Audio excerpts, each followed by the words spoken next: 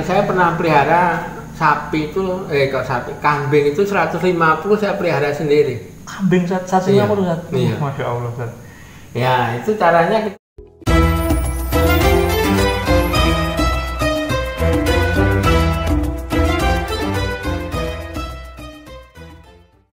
Assalamualaikum warahmatullahi wabarakatuh.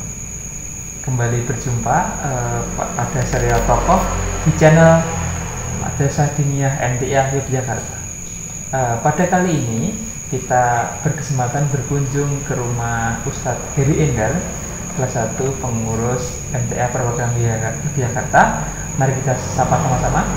Assalamualaikum Ustadz. Waalaikumsalam warahmatullahi wabarakatuh. Bagaimana kabarnya Ustadz hari ini Ustadz? Alhamdulillah baik. Gitu. Oh iya, pada interview kali ini nanti mungkin saya akan memberikan 2 statement Ustadz, dan mungkin nanti bisa Ustadz konfirmasi apakah itu benar atau salah, seperti itu. Untuk statement yang pertama itu adalah Ustadz Heri Endar katanya itu dulu pernah belajar ataupun kuliah di luar negeri, seperti itu. Untuk yang kedua, kami juga mendengar bahwa Ustadz Heri ini menemukan suatu obat herbal seperti itu yang sangat manjur. Nah, mari kita konfirmasi kedua statement itu kepada beliau. Untuk yang pertama, Ustadz pernah belajar di luar negeri seperti itu, Ustadz. Bagaimana itu, Ustadz? Ya, baiklah, saudara-saudara. Jadi saya sekolah S1-nya itu di UGM, Fakultas Pertanian, jurusannya Ilmu Tanah. Kemudian diberi kesempatan oleh Allah untuk melanjutkan S2-nya di Ohio State University gitu. Jadi juga jurusannya memang ilmu tanah juga gitu. Oh, nah, itu. Jadi berarti Ustadz itu dulunya S1 itu di Jogja, kemudian untuk S2-nya itu di Ohio ya Ustadz, di Amerika Serikat. Itu untuk melanjut S2 di luar negeri kan sangat tidak semua orang mendapatkan kesempatan Ustaz. Dulu seperti apa Ustaz ceritanya Ustaz bisa melanjutkan kuliah di luar negeri Ustaz? Ya, pertama kita ada tes potensi akademik. Nah, harus lulus itu tes potensi akademik itu. Nah, tes potensi akademik itu kita bisa, pertama itu kecerdasan, tapi itu bisa dilatih. Karena itu tes potensi akademik itu butuh kecepatan. Jadi kecepatan, jadi bukan benarnya mudah, tapi kecepatan yang diutamakan gitu. Sepertinya mudah. Kalau orang itu dulu di sekolah itu sudah diajari tentang matematika, rumus-rumus. Nah, itu sebenarnya banyak digunakan dalam tes potensi akademik itu. Tapi banyak yang tidak dimanfaatkan itu. Ya, hingga hitungan normal nggak sampai gitu. Berarti kalau dilihat secara prosesnya itu dulu Ustadz ikut seperti macam beasiswa seperti itu. Ya, itu beasiswa dari Bappenas. Oh, Bappenas. Ya, Bappenas. OTO Bappenas, Oto Bappenas itu. Oh, jadi. Ya. Kalau boleh tahu Ustaz, kalau di sini kan mungkin kalau zaman sekarang namanya LPDP Ustaz. Ya. Nah, kalau dulu itu seperti apa Ustaz? Untuk tahapan dari meraih beasiswa seperti itu Ustaz? Untuk meraih beasiswa pertama itu memang ada pendaftaran untuk tes potensi akademik. Oh, iya. Ya. Tes potensi akademik itu nanti lulus, ada tes bahasa Inggris, TOEFL. Oh, TOEFL. Ya. TOEFL itu nanti ada yang kan tergantung nilainya. Ada yang nanti TOEFL nilai angka sekian, nanti masuk di training bahasa tingkat yang awal. Nah, nanti kalau yang TOEFL-nya lebih tinggi, lebih aneh lagi. Nah, itu sampai kemudian adalah nanti lulus bisa diterima di angkanya itu minimal itu 500 apa namanya, tergantung dari universitasnya masing-masing gitu namanya. Untuk jarak kalau di sekarang saya pernah mendengar kalau untuk tahapan seleksi LPDP itu 1 tahun Ustaz. Jadi 1 tahun untuk tes-tes seperti itu baru dinyatakan dia itu berhasil atau lolos untuk beasiswa ke luar negeri seperti itu. Kalau dulu pribadi Ustaz, kalau dulu ya itu misalnya awalnya itu tes potensi akademik, nanti ada pengumuman. Terus nanti kalau lulus ada tes TOEFL. Nah, angkanya berapa gitu lah. Nanti terus ada training ya, training bahasa Inggris itu namanya. Nah, selama 3 bulan baru itu nanti tes lagi, masuk ke tahap berikutnya atau tidak. Kalau tidak berhenti gitu. Ya, tahap berikutnya, kemudian tahap berikutnya gitu sampai ya 1 tahunan misalnya. 1 tahun gitu. Ya. Mungkin ini salah satu bentuk apa ya, inspirasi untuk mungkin yang masih muda-muda bahwa kesempatan untuk berkuliah di luar negeri itu sangat terbuka Ustaz. Sangat terbuka. Saya dulu juga tidak nyangka mau kuliah ke luar negeri, ya enggak ya. Itu mungkin dulu ada yang memotivasi atau pribadi Ustaz? Iya, karena ada tes gitu aja. Pokoknya ada suruh pendaftaran, ada tes gitu. Jadi semua siapa yang mau itu pokoknya daftar ikut tes gitu aja. Jadi berarti Ustadz Heri Indar ini sangat apa ya, sangat pure karena memang ada kesempatan seperti itu. Soalnya beberapa teman saya itu memang ketika dianya mau kuliah ke luar negeri ataupun kemana itu ada yang mendorong Ustadz biasanya Ustadz. Nah berarti kalau Ustadz Heri ini sangat jadi ketika muda itu sangat ketika ada peluang langsung diambil seperti itu. Jadi ya itu ada tes, pokoknya kita daftar gitu aja. Jadi intinya pas muda itu jangan sampai ketika ada kesempatan memang kita harus raih semaksimalnya seperti itu. Ya kadang-kadang yang tes itu tidak sekali lulus. Misalnya tes potensi akademik sekarang lulus, bahasa Inggris belum lulus, besok ikut lagi gitu lah. Pokoknya ada kesempatan tes ikut gitu aja. Masya Allah, ini sangat tidak langsung kok, langsung pertama langsung lulus itu enggak. Sangat menginspirasi sekali ya. Jadi ketika ada kesempatan itu, ketika muda itu apalagi kita masih muda misalnya itu kalau ada kesempatan harus segera diraih semaksimalnya, karena memang siapa tahu dan mungkin Allah menakdirkan kita bisa lebih bagus dari apa yang sekarang kita lakukan, karena kita tidak ragu-ragu ketika mengambil kesempatan seperti itu. Nah, saya juga tertarik tentang bagaimana kehidupan perbedaan di Indonesia dan di Amerika sebenarnya. Itu kan tahun berapa Ustaz kalau kita tahun-tahunnya itu Ustaz? Jadi saya itu sekitar kan awalnya tuh 90-an itu training bahasa Inggris gitu, terus kita 92 itu berangkat berangkat ke Ohio State gitu.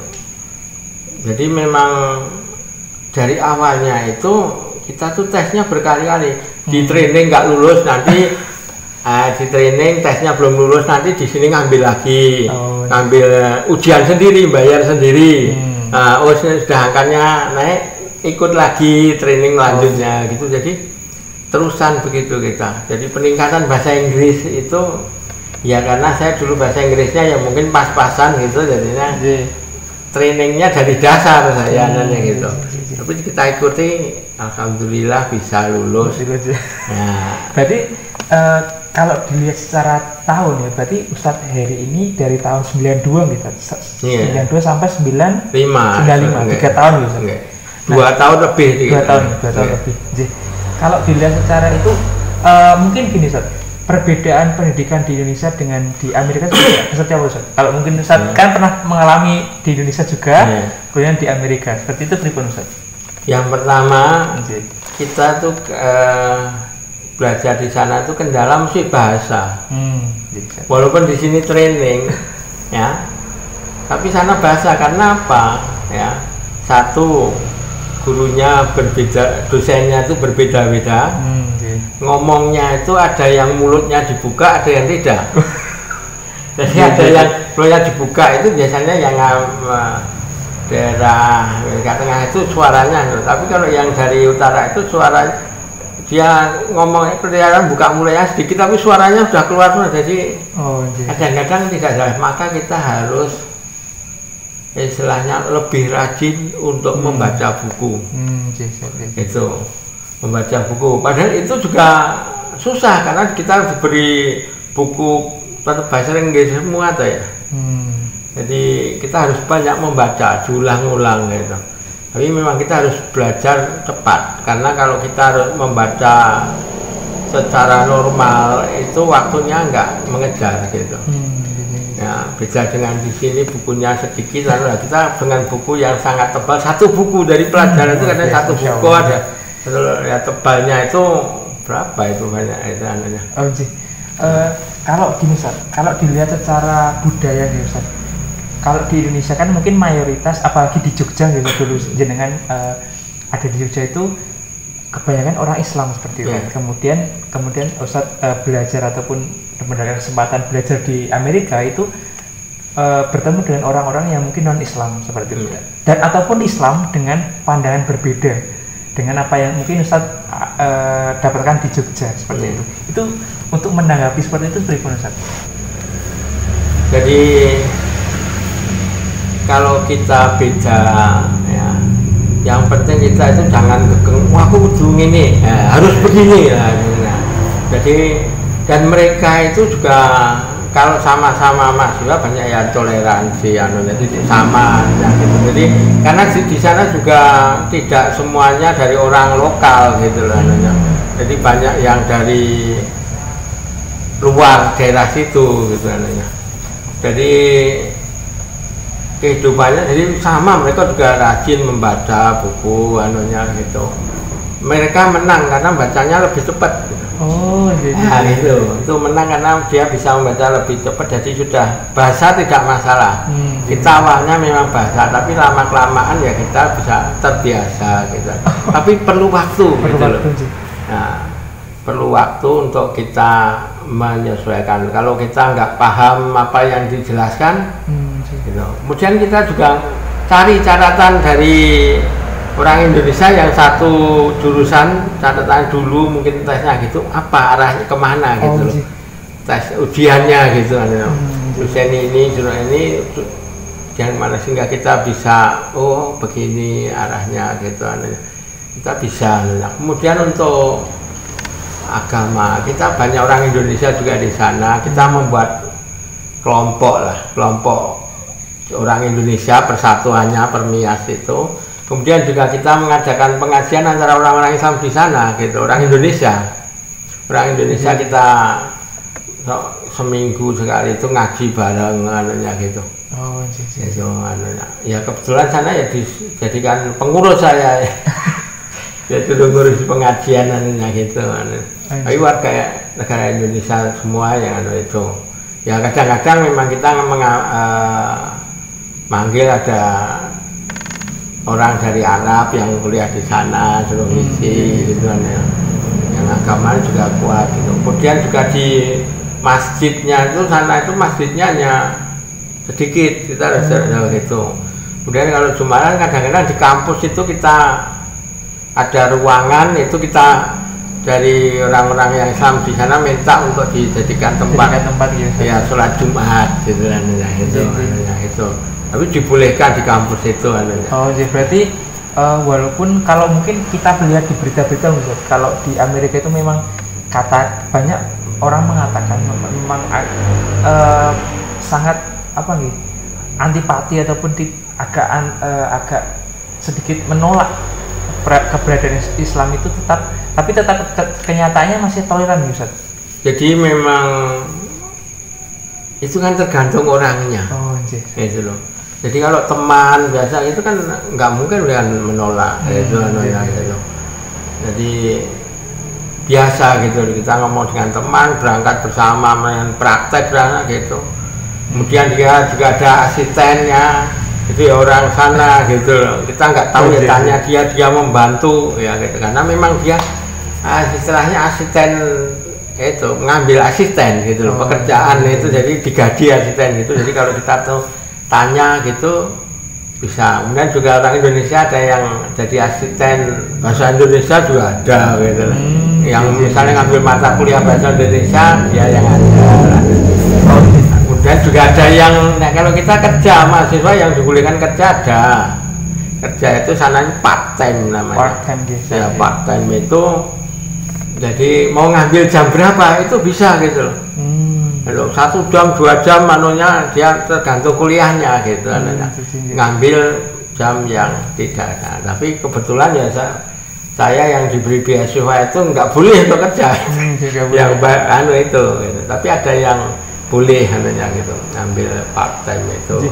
Ini sangat menarik sekali ya, maksudnya kita bisa mendengar pengalaman Ustadz Heri Enda tentang bagaimana beliau dulu kuliah di Amerika, dan memang sangat kayaknya jarang ketika kita mendengar mungkin banyak orang yang berkuliah di luar negeri, tapi sangat lumayan jarang ya yang berkuliah di Amerika seperti itu.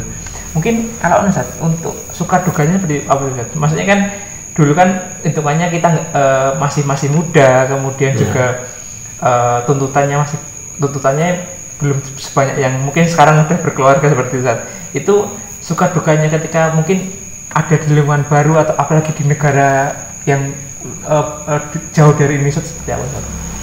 Jadi kehidupannya Ustadz. Biasanya orang Indonesia itu kalau ada orang datang baru itu ada yang jemput orang Indonesia itu namanya.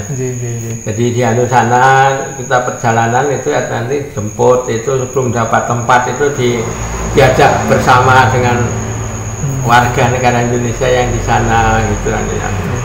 Jadi memang itulah persatuan orang di luar itu biasanya begitu ya. Jadi kita tidak takut kok wah nanti begini anunya gitu. Tapi biasanya ada yang ngarahkan gitu sana gitu. Tapi ya kebetulan saya tidak sendirian, sana 3 orang dulu. Jadi dulu itu ketika yang lolos dari Indonesia untuk di kuliah di Ohio itu ada berapa orang Ustaz? Yang bersamaan saya itu 3 orang. Oh, 3 orang. Berangkatnya bersamaan 3 orang itu. Jadi ada yang teman-teman jadi calling kalau kebetulan dulu belum ada HP gitu. Jadi ada sana teleponnya diberi telepon ini kalau dari kantornya Bappenas ini OTO Bappenas diberi ini orang yang di sana di kota ini itu ini gitu nanti bisa kita kontak kantornya gitu. Jadi istilah disambut lah dari banyak dijemput kantornya gitu. Berarti kalau jadi ini salah satu bentuk apa ya fakta unik bahwa memang jadi kita tidak usah ragu untuk berkuliah mungkin di luar negeri gitu dan jangan takut untuk ke sana walaupun kita berbeda lingkungan berbeda intinya kita menemukan hal baru pasti ada teman ataupun dipastikan ada orang Indonesia yang membantu kita untuk ada di sana jadi memang nanti kita ketemu orang Indonesia itu masih ada pengalaman atau kita agak dibimbing kan. Itulah tolong menolongnya mereka itu ini saudara kita dari Indonesia. Orang itu kalau jauh biasanya itu persaudaraannya kuat gitu. Itu yang sama gitu. Kita kalau di sana kan digabung satu ya itu. Ya, jadi kalau orang Islam sana ya bergabung terus anunya di situ ada pengajian yang kan saya nggak ada mobil nanti misalnya ada acara apa dijemput dengan saudara yang punya mobil nanti hanya gitu dijemput gitu ya. Intinya banyak sekali yang membantu ya gitu jadi ini apa ya mungkin kalaupun ada yang mau berencana berkuliah di luar negeri itu memang yang pertama kalau ada kesempatan memang harus segera diambil dan jangan ragu-ragu untuk mengambil gagal pertama diulang ambil lagi gagal diulang lagi jangan menyerah sih seperti itu. Yang kedua ketika kuliah di sana juga pasti banyak orang Indonesia gitu maksudnya banyak orang yang akan membantu seperti itu jadi misalnya ada yang sudah gitu dosennya sana itu juga kita catatannya dia apa gitu gitu ya karena kita sama dosennya ngomong itu kan kita belum tentu tahu yang dia omongkan gitu. Kalau cara belajar orang sana dengan orang Indonesia berapa Ustaz? Apa mereka lebih giat atau berapa Ustaz? Kalau dia belajar ya belajar banyak istilahnya itu banyak membaca gitu. Kalau duduk sana tahu membaca dia. Bukan kita ngumpul-ngumpul ngomong gitu. Nah, gitu ya. Bisa dia ngumpul misalnya apa gitu butuh duduk walaupun duduk di lantai anunya gitu berarti baca. Budaya membaca di sana itu lebih tinggi gitu daripada di Indonesia mungkin Ustaz. Memang dari kecilnya kita berbeda gitu anunya. Mereka itu terbiasa untuk belajar mengungkapkan. Mengungkapkan ya. Kalau kita kan saya katakan belajar pasif, mereka belajar aktif.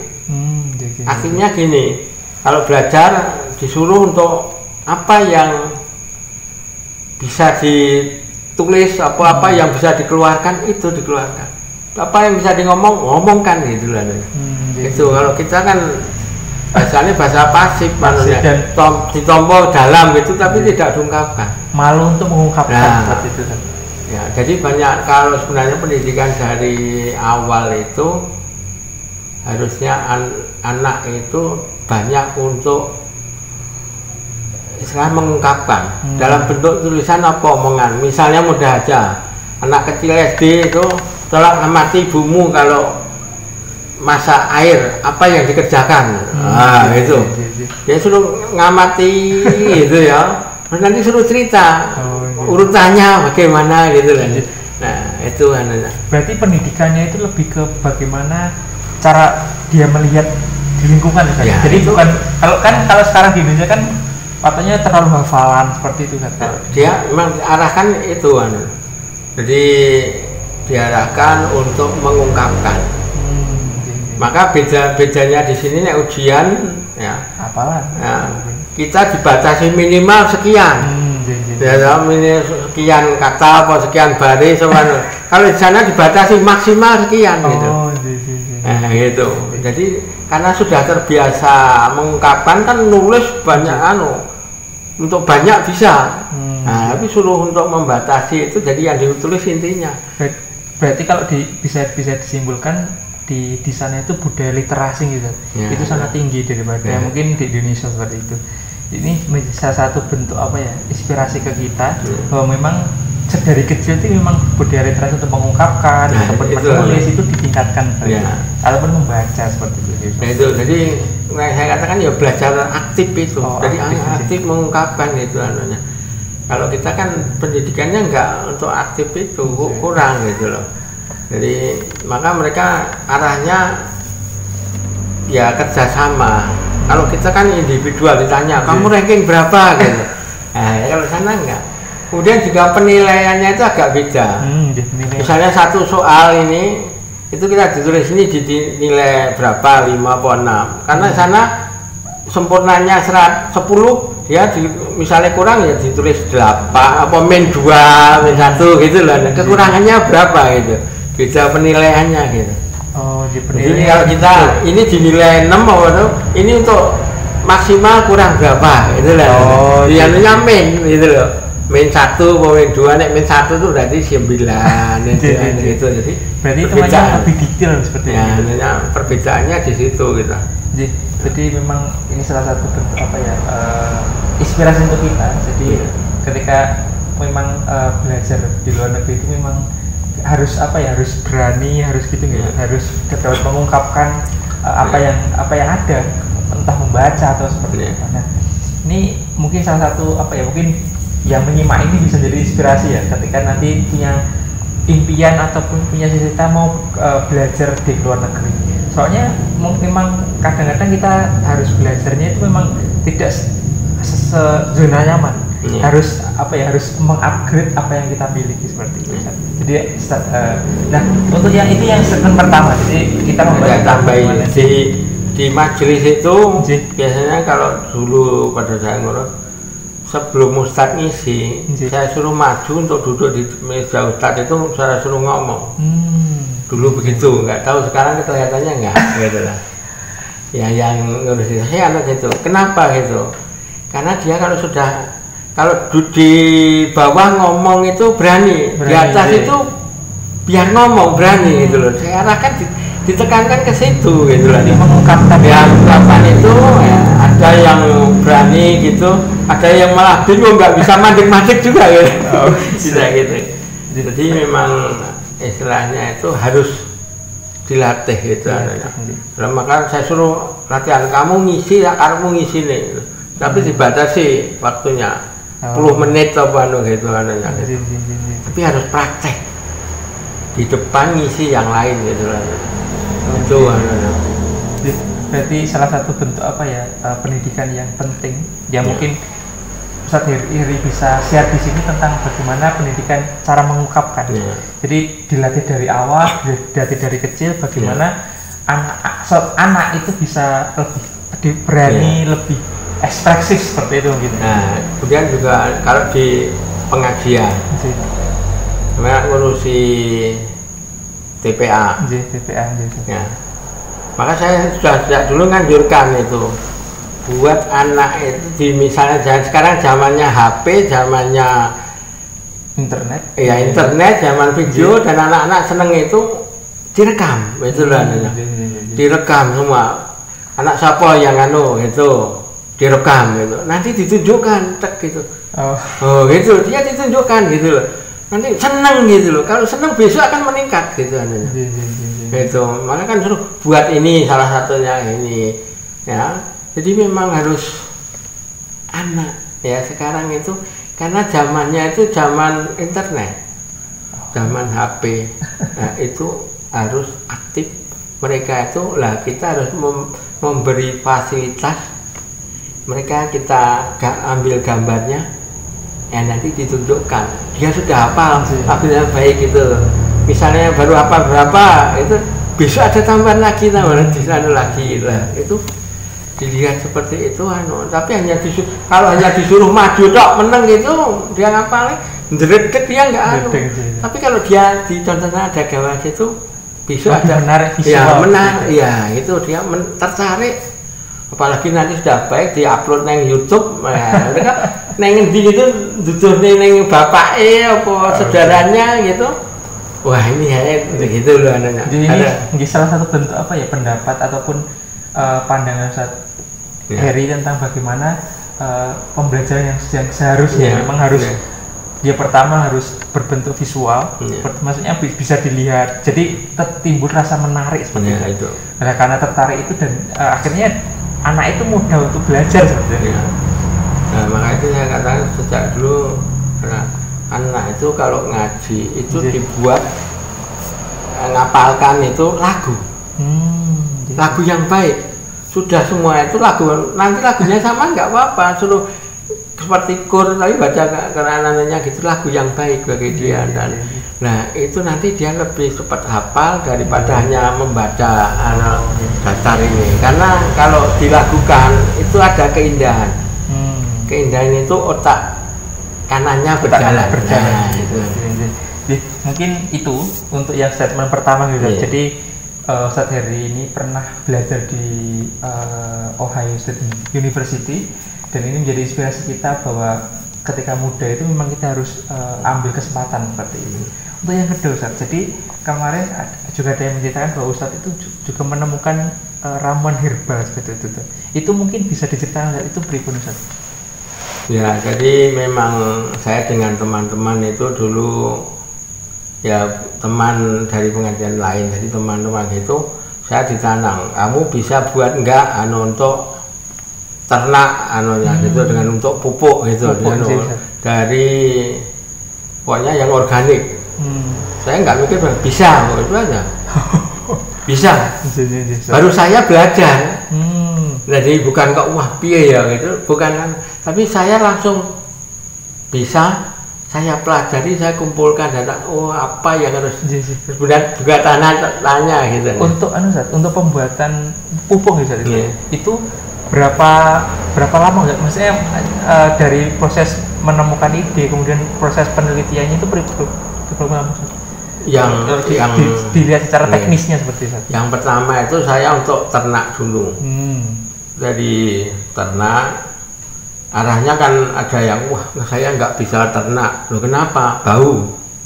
Saya mikir bagaimana caranya supaya bisa ternak, dihilangkan baunya.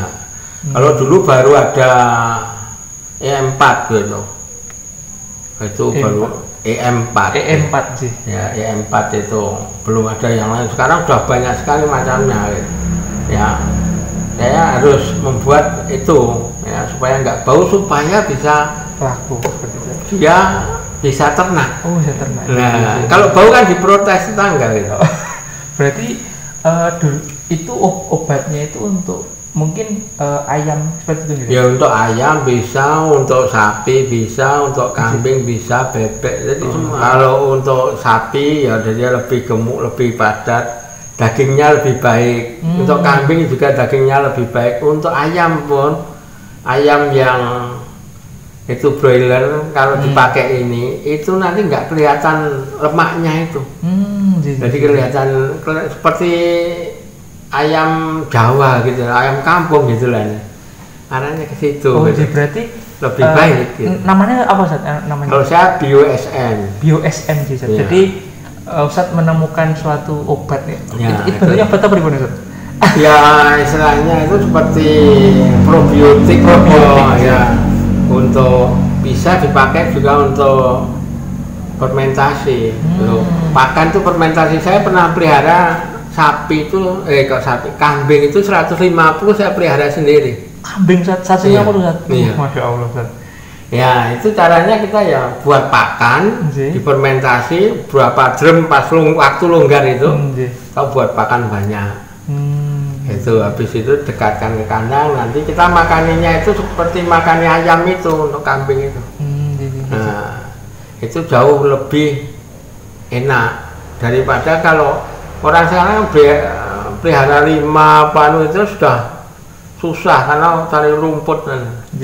Oh, jadi kalau kita bisa ambil inspirasinya, jadi Ustadz ini selain menjadi mungkin peternak nih seperti Ustadz, itu juga membuat mungkin dari ilmu yang Ustadz miliki dari mungkin kuliah juga di luar negeri juga itu membuat semacam probiotik seperti itu. Ya itu untuk tanah.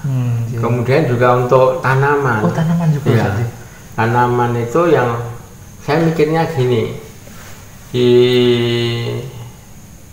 surat Al-A'raf 58 atau berapa itu ya, pada tanah yang baik akan tumbuh tanaman yang baik dengan izin Allah. Pada tanah yang buruk tanaman akan merana. Demikian diulang-ulang kebesaran Allah bagi orang-orang yang bersyukur. Ya, itu. Jadi saya kira ini orang bersyukur yang diberitahu oleh Allah ini. Orang bersyukur mikir kalau orang kecil aja tanah yang baik, tanaman baik. Tanah buruk, tanaman buruk. Ini anak kecil itu dengan orang tua ditanya kalau tanah yang baik ditanami dengan tanah yang buruk, tanami baik mana? Mesti tanah yang baik. Ya, mesti orang sudah tahu, tetapi kenapa dibuat di Al-Quran gitu? Gitu. Kenapa dibuat di Al-Quran? Ini pasti ada tujuan gitu. Nah, karena saya belajar ilmu tanah, ya tanah yang baik. Oh, berarti kalau kita pengen hasil yang baik, kita harus membuat tanah itu baik. Ya, maka saya tanya petani itu, kalau saya ngomong dengan petani, Pak, tanah dulu dengan tanah sekarang itu baik mana? Oh, baik dulu. Nah, saya terus berarti kamu merusak tanah soalnya. Nah, gitu. Itu kan terus jadi ayat itu sudah jelas kerusakan daratan dan di lautan akibat ulah tangan manusia. Dan saya telah terjadi kerusakan di sawah-sawah Bapak akibat tanah manusia siapa ya bapak itu gimana gitu ya, karena yang rusak bapak gitu ya. Jadi itu maka saya terus buat itu. Tapi kalau justru memperbaiki tanah itu sangat lama. Saya mikirnya gitu, berarti saya harus membuat yang langsung diserap oleh tanaman. Gitu loh, disemprot atau diberi itu tanaman langsung baik sambil kita memperbaiki tanah. Kalau kita fokus memperbaiki tanah, tinggalkan petani gitu. Itu karena tidak mungkin gitu. Jadi selain ini juga Ustadz juga yang memberi jadi mungkin gini, ini yang menarik ya dari Ustadz Heri ini. Jadi yang saya lihat inspirasinya itu selain itu juga menjadi pekerja, itu juga menjadi sebuah problem solver. Jadi semacam yang ada masalah nih, seperti masalah, kemudian Ustadz Heri mencoba untuk bagaimana menyelesaikannya seperti itu. Jadi kan beberapa orang kan mungkin akan menyerah ataupun ya udah seperti itu. Tapi ini saat hari ini sangat menginspirasi sekali. Jadi juga apa ya menyelesaikan permasalahan yang ada seperti jadi apa ya tidak hanya sebagai orang yang mengerjakan sesuatu pekerjaan, tapi juga ketika ada permasalahan itu dicari bagaimana solusinya. Seperti itu. Memang di pertanian harus mikir sekarang itu tenaga kerja makin susah. Nah, tetap kita harus cari alat. Alat apa yang cocok di situ gitu kan. Jadi kita harus mikir situ. Misalnya dulu semprotan itu yang spray pakai dicas itu pakai baterai langsung itu masih mahal. Saya beli pompanya, saya buat sendiri pakai jerigen, pakai aki sendiri nyemprot gitu. Yang lain masih ini saya mau gitu. Nggak mau karena apa? Saya nggak mau badan saya untuk cagak pompa. Itu saya buat yang itu. Jadi alat itu dari langsung kita tes gitu. Tapi kalau dulu mana masih mahal, nah sekarang sudah yang murah juga banyak gitu. Jadi pompanya gitu. Ini Ustaz, ini kan juga kita berpikir bisnis Ustaz. Bisnis itu kan apa yang mungkin Ustaz sudah ciptakan itu kan sesuatu yang mungkin bagus, dan berarti memang sudah sesuatu yang dari Ustaz penelitian juga. Itu kan kalau mungkin itu di apa itu departemen pertanian. Kalau pupuk dengan itu di departemen. Kalau ada cap itu kan bisa mungkin bisa lebih luas ya, benar anunya gitu. Ya, tapi teman-teman yang satu grup itu mau kita gitu, ya arahnya itu harus ditambahi, dinaikkan unsur haranya.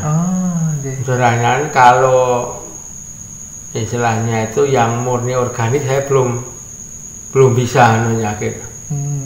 Campurannya belum bisa gitu. Nah ya, karena kalau dari yang organik untuk mencapai itu saya mikirnya nggak bisa. Saya tanya dengan ahli yang lain nggak bisa mencapai itu gitu. Kalau organik murni gitu. Maka kan banyak yang ya tambahnya apa? Tahu, ya mereka yang tahu lah gitu anunya gitu. Nah itu jadi sebenarnya kalau kita pertaniannya itu kita tambah dengan organik semprot itu nanti rasanya nasi lebih enak. Gitu.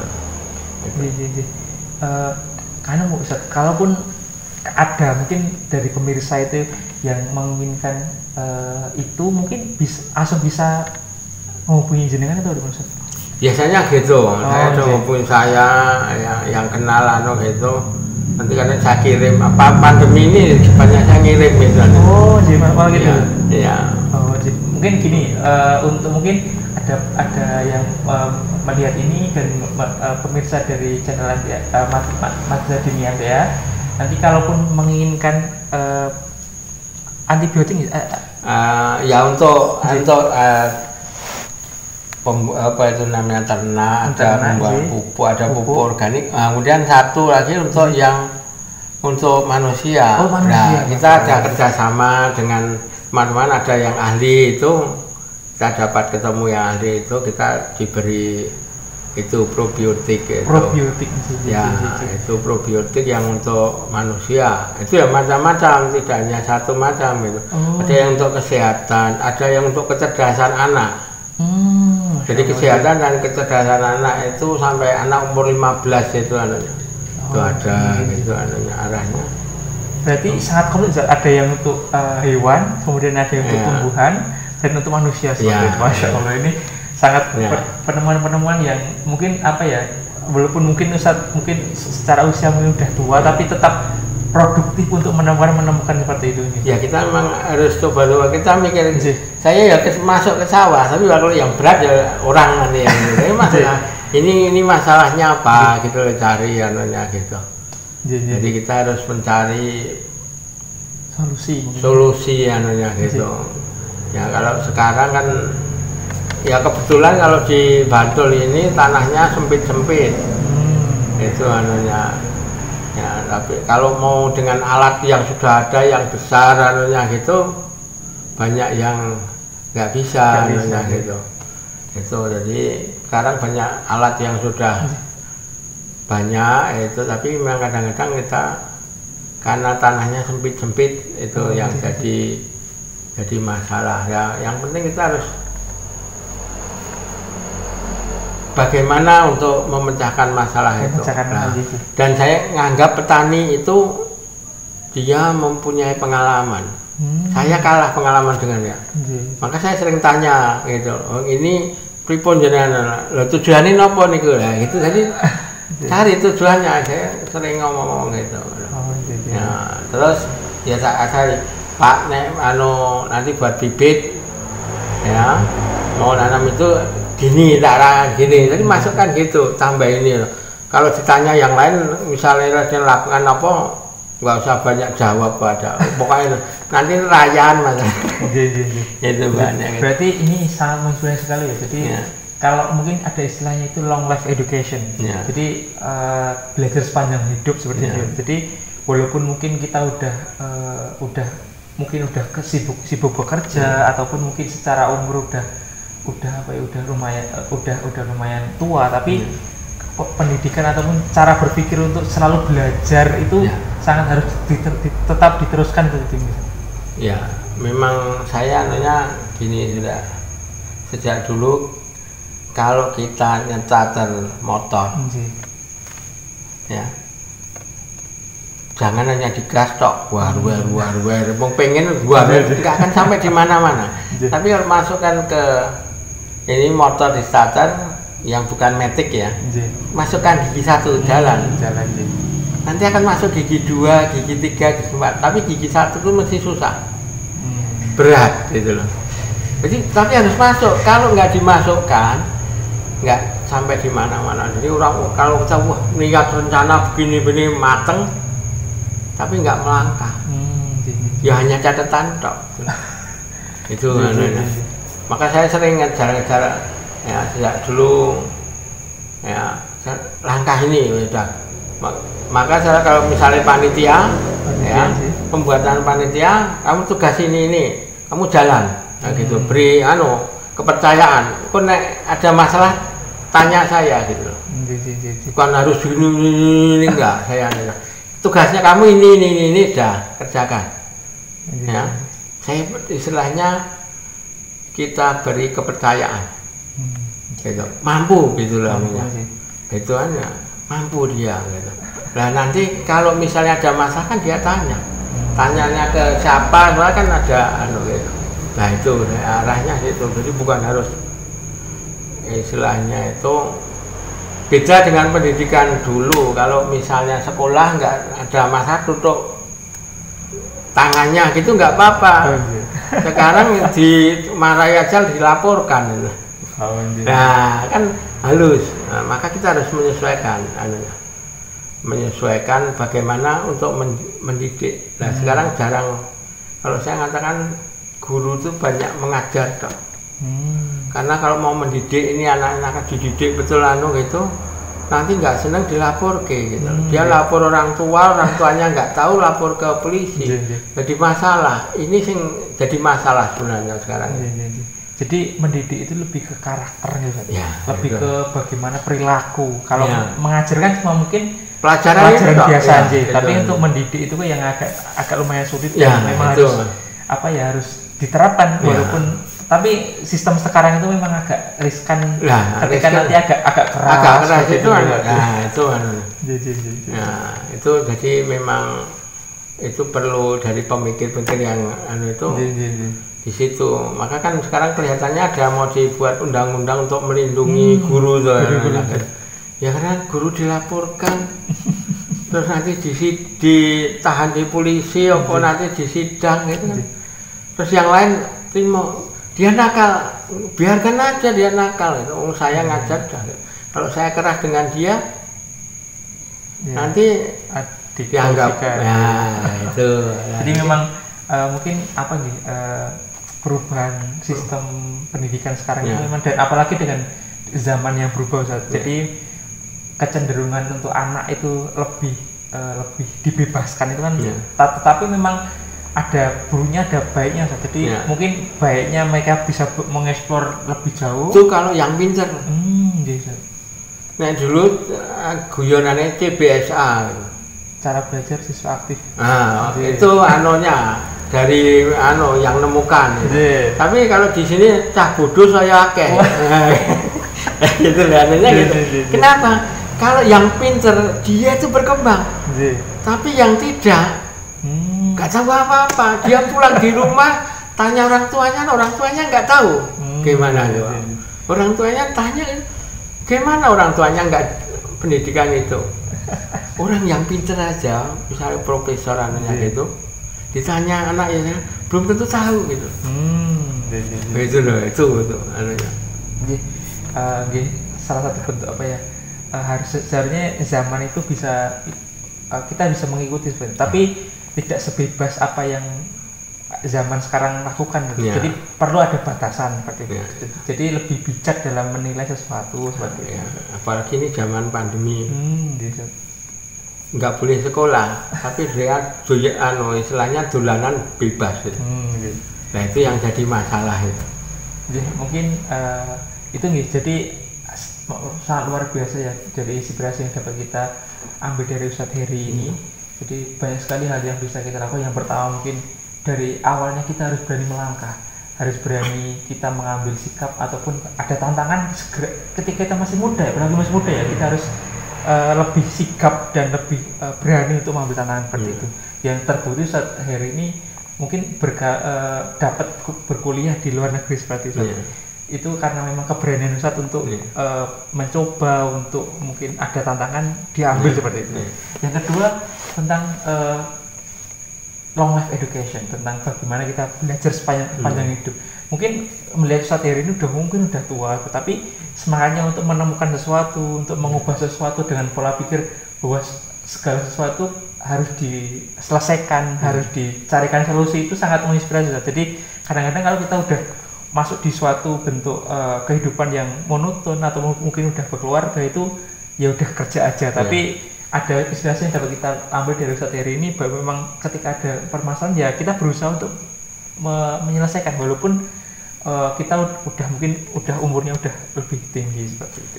Jadi melangkahnya gini, alatnya misalnya kita mau melangkah, alatnya belum ada, gunakan alat seadanya. Itu anunya. Dulu pada waktu CD di MTA sendiri, yang pertama itu saya yang buat saya Miliat Nova itu dengan Suminto itu anunya. Pak Suminto. Piye bisa nggak kamu ngerekam itu nanti terbitkan? Nggak punyanya komputer anunya. Untuk rekam ya pakai komputer anunya. Sudah komputer satu, habis itu diedit, itu yang edit Mas Noah dengan Mas Suminto. Anunya jadi arahnya dulu memang baru suara, habis itu baru ditawarkan ke direkam, karena sudah di dalam bentuk CD kita jual ke pertemuan pengurus atau yang lain itu sudah MP3 gitu. Berarti memaksimalkan apa yang ada dulu, kemudian lambat laun kita berusaha untuk memperbaiki. Mereka ya diambil dengan itu kan, tapi kan ada peralatan yang lebih maju itu lebih baik. Tapi harus ada melangkah dulu. Melangkah dulu. Gitu. Ada alatnya apa? Punyanya ini kerjakan itu bisa. Nah, pokoknya gitu, bisa. Saya ditanya bisa nggak buat ini untuk pupuk gitu, bilang bisa. Bisa sih. Setelah itu saya cari. Gitu loh, cari orang-orang yang bergerak di situ, saya tanya itu apa, loh ini fungsinya apa ini terus nanti karena kita sudah melangkah, misalnya ternak kita melangkah satu, cari pakan agak susah, sana ada yang jual, nah ini jadi itu sudah karena melangkah. Nah, itu. Jadi mungkin langkah pertama itu memang susah kan? Susah, tapi ketika kita udah berani melangkah itu, kita sudah melewati satu langkah itu, insya Allah nanti ada jalan itu. Ini sangat menginspirasi sekali ya untuk pertemuan pada malam hari ini. Memang Ustadz Heri ini sangat bisa, mungkin pengalaman beliau, kemudian juga beberapa hal tentang pendapat beliau itu sangat menginspirasi seperti itu. Mungkin untuk pertemuan kali ini cukup satu untuk pertemuan kali ini. Terima kasih, inspirasinya sangat luar biasa. Kalau kita melihat beberapa hal yang disampaikan beliau sangat luar biasa seperti itu. Itu mungkin untuk pertemuan kali ini. Kita bertemu lagi di pertemuan selanjutnya dengan tokoh-tokoh yang luar biasa juga. Itu dari saya. Terima kasih Ustadz untuk kali ini. Itu dari saya Muhammad Ria Permana bertugas. Assalamualaikum warahmatullahi wabarakatuh. Waalaikumsalam.